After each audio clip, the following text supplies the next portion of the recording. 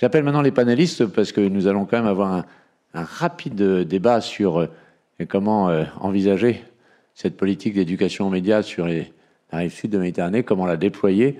Nous avons un credo, j'en profite pour le dire, pendant que nos consoeurs et nos confrères s'installent à journalisme et citoyenneté aux assises, c'est celui de l'éducation aux médias et l'information tout au long de la vie. Parce que nous pensons que trop souvent, nous nous contentons de dire si on traite la question à l'école, après tout va bien.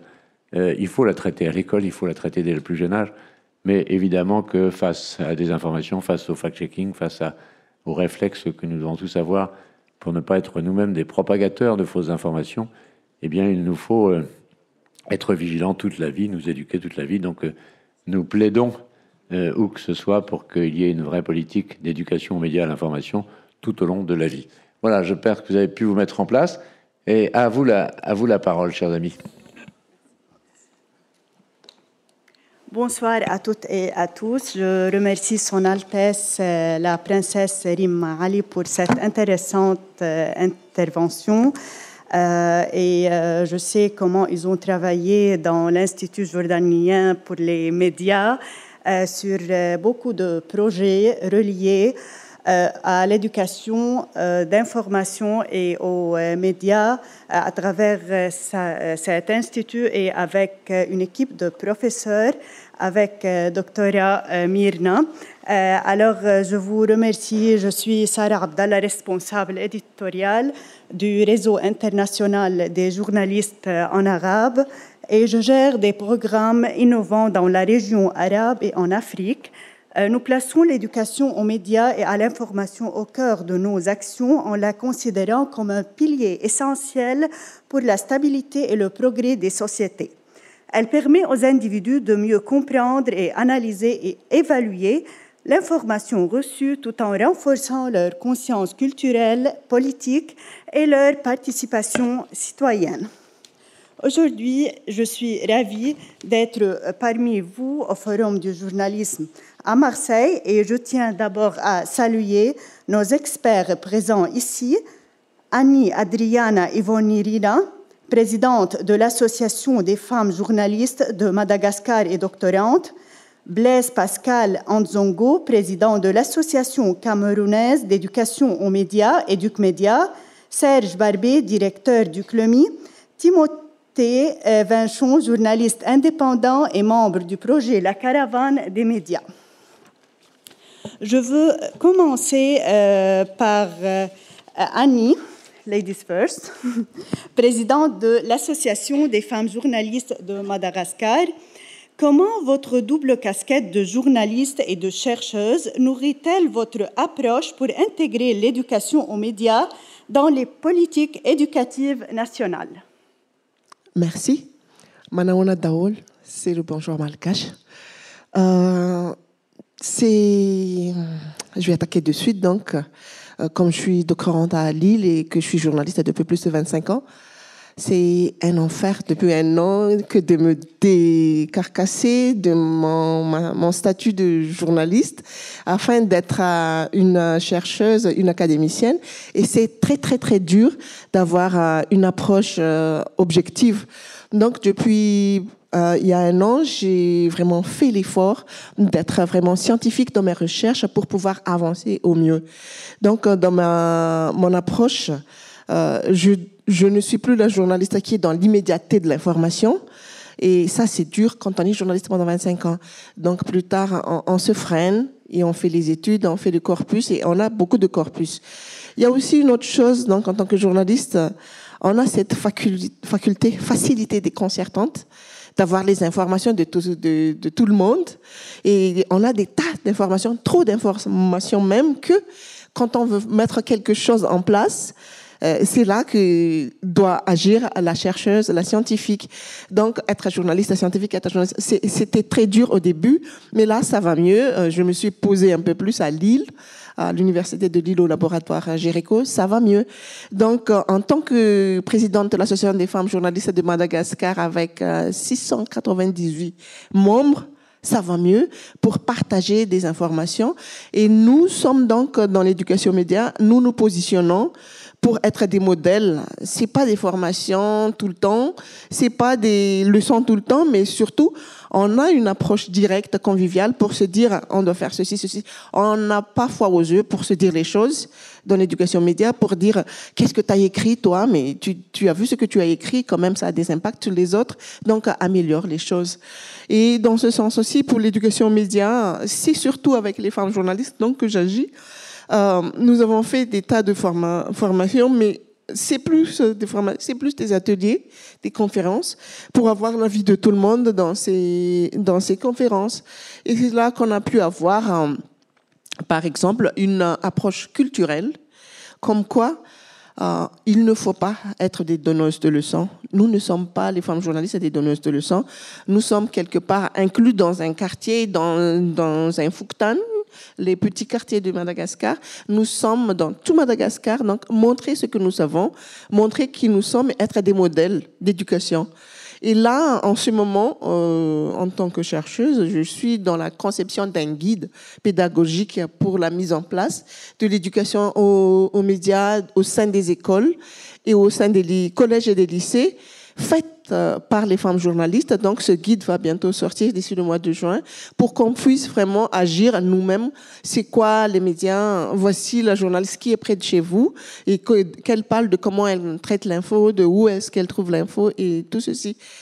Côté culturel, Madagascar est une île de 30 millions d'habitants avec 14% d'introduction d'Internet dans Madagascar. C'est pas un danger, en même temps c'est un danger. Donc, dans ce sens, il y a une hiérarchie d'information que doit faire la journaliste, la femme journaliste. On est nombreux, oui, c'est vrai, mais n'empêche, il faut quand même avoir un recul et du bon sens. C'est le bon sens qui est la force qu'on a. Et on se parle, on a un groupe Facebook, on a un groupe WhatsApp et on ose dire les choses. Et il y a aussi, imaginez donc 20 femmes, 100 femmes, 200 femmes qui critiquent des choses. Ça dit des choses, c'est dur. Hein. Ça a la langue un peu acérée, les femmes. Et puis imaginez des femmes journalistes qui critiquent quelque chose. Ça peut dire vraiment des choses dans toute la vérité. Et donc ça fait évoluer, ça fait réfléchir. Comme je l'avais dit tout à l'heure à Radio Grenouille, on est capable de dire, par exemple, à une journaliste qui présente avec une tenue pour aller à une soirée de remise des awards pour la présentation. On se dit, mais tu vas où là avec ta tenue là? Comment tu te sens? Est-ce que c'est comme ça? On se dit carrément les choses et on s'auto-éduque en ensemble. Le plus dur, donc, dans notre éducation média, c'est l'autocensure que nous imposons. On a ça, étant donné qu'il n'y a pas de journaliste en prison. Mais il y a aussi la politique en place, et quand c'est confondre politique et journalisme, c'est difficile. Et confondre communication et journalisme aussi. Le SMIC à Madagascar, c'est 50 €, le SMIC mensuel. Le salaire d'un cadre journaliste, c'est 150 €. Il faut qu'on s'en sorte. Et la pyramide de Maslow, c'est manger, dormir d'abord. Donc, pour s'en sortir, la femme journaliste jongle des fois, entre être communicatrice et journaliste. Donc, ça biaise aussi toutes les infos qu'on a. Et on se dit, comment faire? Il faut vivre, il faut manger, mais il faut avancer aussi. Donc, on n'a pas de limite dans ce qu'on peut se dire entre nous en général. Et mon statut de doctorante, et mon statut de... comment vous dire? J'étais judoka dans l'équipe nationale. Et puis ensuite journaliste de sport, et puis enseignante à l'université en journalisme. Et après tout ça, je ne sais plus qui je suis donc maintenant, parce que je suis en tant que chercheuse, et je fais croix de tout ceci. Et voilà, c'est ce qu'on propose maintenant, donc ce guide pour aller dans toutes les écoles, parce que les écoles acceptent notre présence. Merci beaucoup. C'est très intéressant de favoriser la pensée critique aux écoles et en se basant sur votre intervention, je passe à Blaise Pascal Anzongo, président de l'Association camerounaise d'éducation aux médias, EducMédia, excusez-moi. Comment peut-on assurer la durabilité des programmes d'éducation aux médias dans les contextes marqués par des crises politiques et économiques, comme c'est parfois le cas au Cameroun? En parlant de mon expérience, j'ai envie de vous dire que c'est très difficile. Le Cameroun, pour ceux qui ne connaissent pas, traverse un ensemble de crises, notamment des crises sécuritaires.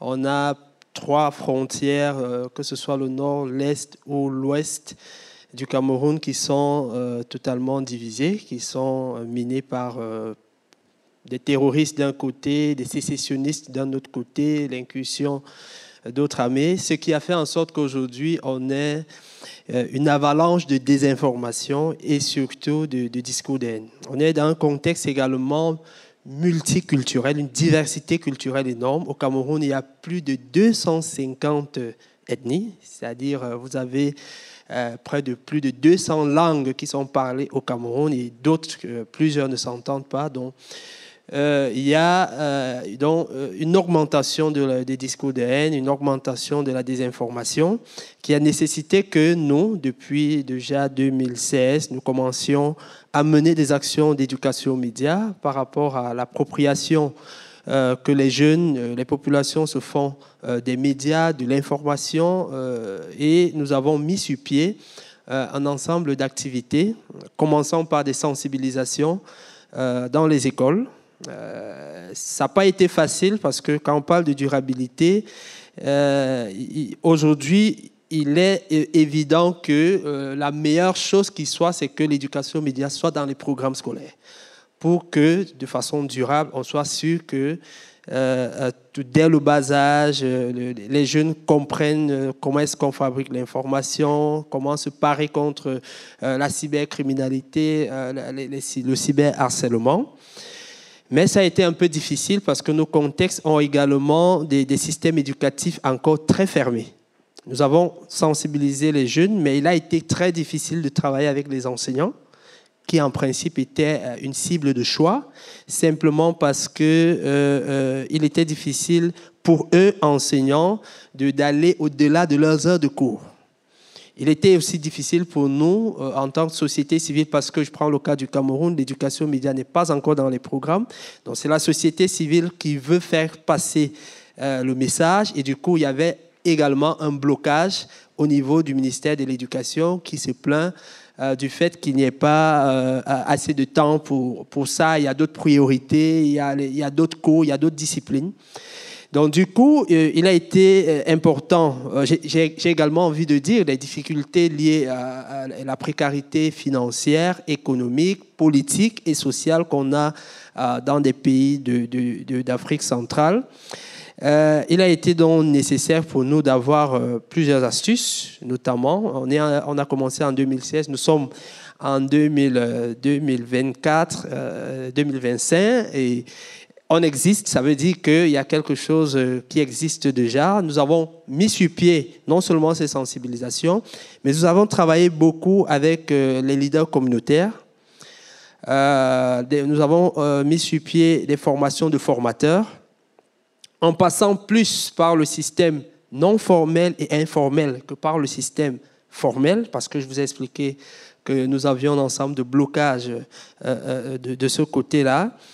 Et nous avons organisé à la fois des rencontres également, des conférences pour pouvoir inciter les autorités à comprendre l'importance de l'éducation aux médias et à soutenir les initiatives, même si on n'était pas capable d'avoir un financement venant de ces autorités-là. Donc aujourd'hui, nous sommes assez bien avancés. Le ministère de la Jeunesse, par exemple, a décidé d'introduire l'éducation aux médias dans les programmes. Et nous organisons dans quelques mois un forum international sur l'éducation aux médias. Et cela montre déjà, avec ce qui se passe au Cameroun et la participation des autorités, la participation de la société civile, on voit que l'éducation aux médias prend beaucoup d'ampleur au Cameroun. Merci Blaise pour partager cette importante expérience avec nous. Je passe la parole à Monsieur Serge Barbé, directeur du CLEMI. Alors, face à la montée des contenus générés par l'intelligence artificielle et aux défis qu'il pose en termes de vérification, comment le centre intègre-t-il ces enjeux dans ses formations pour préparer les élèves à naviguer dans un écosystème médiatique de plus en plus complexe? Bonjour à toutes et à tous. Merci beaucoup de cette question qui pointe une dernière avancée des technologies numériques de l'information, qui est l'avènement de l'intelligence artificielle et en particulier des solutions d'IA générative qui percutent aujourd'hui le monde de l'information avec l'apparition de médias synthétiques, avec un décuplement de la désinformation via la diffusion que permettent les réseaux sociaux numériques et les différentes plateformes. Et donc, il y a un enjeu central du point de vue des acteurs de l'éducation aux médias et à l'information de ce point de vue-là. Et en même temps, comme toute avancée technologique, l'IA comporte une part de progrès indéniable qui, dans des domaines d'activité tels que la santé, la recherche par exemple, apporte des progrès tout à fait monumentaux. Et il y a la part plus sombre de l'utilisation de ces solutions technologiques à des fins de désinformation et de déstabilisation des régimes politiques, quels qu'ils soient d'ailleurs, démocratiques, peu démocratiques ou pas du tout démocratiques. Donc on a de ce point de vue-là un enjeu, une approche qui est celle des acteurs de l'éducation aux médias et à l'information, qui s'attachent toujours à partir des pratiques informationnels et des usages numériques tels qu'ils existent. Pas tels que l'on souhaiterait qu'ils s'opèrent, mais tels qu'ils existent. Donc nous avons un travail à faire d'autant plus important que pour la France, nous estimons que la quasi-totalité, 100% des étudiants et des lycéens font un usage plus ou moins régulier des intelligences artificielles à leur disposition. Pour nos collégiens, on estime que c'est une moyenne de 65% aujourd'hui. Pour les enseignants, les adultes, nous serions sur une moyenne de 20%. Donc le paradigme est inversé aujourd'hui où, de façon inédite dans l'histoire de l'éducation, nous avons effectivement aujourd'hui à former des enseignants en priorité pour qu'ils puissent aborder ces enjeux aujourd'hui avec leurs élèves, car bien évidemment, il ne s'agit pas d'interdire l'accès à ces avancées technologiques, il s'agit de les maîtriser. Donc nous avons un travail extrêmement important sur la formation des enseignants, avec un premier travail qui va consister à s'attacher l'expertise de ceux qui travaillent dans le monde de l'information avec ces outils, puisque dans les rédactions des médias français, les IA génératives existent depuis une quinzaine d'années dans différentes fonctionnalités. Et puis nous allons donc nous attacher cette expertise pour travailler dans des formations continues des enseignants, justement pour leur montrer comment fonctionnent ces solutions, apprendre à définir les notions et les concepts qui y sont attachés, et puis derrière mener des expériences, des séquences pédagogiques avec les élèves pour des usages à bon escient, des usages positifs, par exemple, apprendre à rechercher l'information en utilisant ces solutions technologiques. Donc le champ aujourd'hui est ouvert et il est tout à fait immense. Merci beaucoup. Je passe maintenant à Timothée Vinchon, journaliste indépendant et membre du projet La Caravane des médias. Ma question est comment intégrer la dimension émotionnelle et sensible comme histoire personnelle, récits locaux, dans les ateliers pour favoriser un esprit critique sans provoquer un rejet ou une méfiance généralisée? Alors pour répondre à cette question, je vais essayer de réexpliquer un peu ce qu'est la caravane des médias, mais surtout tout de suite vous dire que pour en fait avoir envie d'aiguiser son esprit critique et faire confiance aux médias, il faut finalement s'y sentir représenté. Nous, c'est quelque chose qu'on a vraiment constaté pendant notre expérience de caravane des médias, c'est que souvent, c'est très difficile de faire confiance à des journalistes, à des médias qui parlent absolument pas de nous. Voilà. Les récits personnels, et c'est ce qu'on a beaucoup eu envie d'aller chercher dans la caravane des médias. Donc, la caravane des médias, c'est un projet qui s'est développé en France, dans le nord de la France, en Picardie, et dans le Vaucluse, en Provence-Alpes-Côte d'Azur. C'est un projet où pendant à chaque fois une semaine, mais trois semaines par an, 3 journalistes vont sur un territoire et organisent différents ateliers sur des places publiques pour rencontrer des habitants, notamment des jeunes, et on remercie le socle que propose le Clémy de connaissances, le travail que font les profs doc est absolument génial et pose un socle qui est essentiel. L'idée après, c'est d'aller plus loin et de questionner aussi à la fois nos pratiques en tant que journalistes et de se poser la question de comment les habitants, et les plus jeunes aussi, perçoivent l'information et comment ils s'y sentent représentés. On s'est rendu compte en faisant cette caravane, on a fait une quinzaine de semaines de caravane, à chaque fois sur des territoires différents, que la plupart des habitants ne se voyaient pas dans les médias. Alors ça, on l'explique, et je pense qu'on a les mêmes cas souvent dans d'autres pays, au Cameroun, à Madagascar, en France. Cette centralisation notamment de l'information fait que souvent on nous parle de jeunes. Alors voilà, par exemple, on va prendre les lycéens, où on nous parlait des lycéens, ils vont nous dire oui, effectivement, on ne peut pas dire, il y a quelques lycéens dans les médias, il y a des médias qui font un super taf, mais en fait, nous, notre jeunesse du territoire, elle fait pas du tout les mêmes choses, elle a pas du tout les mêmes enjeux. Et du coup, en fait, ça nous parle pas. Voilà. Comment on change ça et tu l'as très bien dit, en essayant de mettre en avant les récits des différentes personnes sur le territoire. Et ça marche en prenant le temps, en allant sur place, en changeant un peu en fait notre posture finalement de journaliste, et en se disant, ok, là on va passer des semaines à pas forcément aller récolter de l'information pour en faire une actualité qui raconte un fait de société total qu'il faut absolument raconter. Il faut prendre le temps aussi de rétablir un dialogue. Et dans ce dialogue, il y a vraiment ce truc de se refaire confiance. On a croisé énormément de gens qui en fait ont une méfiance des journalistes, qui ont même une défiance, tu disais défiance, c'est même une défiance souvent, qu'en fait la seule recette pour qu'elles disparaissent, c'est de prendre le temps de venir à la rencontre, de aussi s'autocritiquer aussi un petit peu de temps en temps, se dire qu'on ne fait pas notre métier parfaitement, se dire qu'on doute parfois. Ça, c'est important quand même de souvent dans notre construction, quand on fait des ateliers avec des jeunes, on se rend compte qu'en fait, ils attendent de voir aussi qu'un journaliste doute, et qu'en fait, c'est même son métier de douter pour aller après vérifier des informations, vérifier des hypothèses.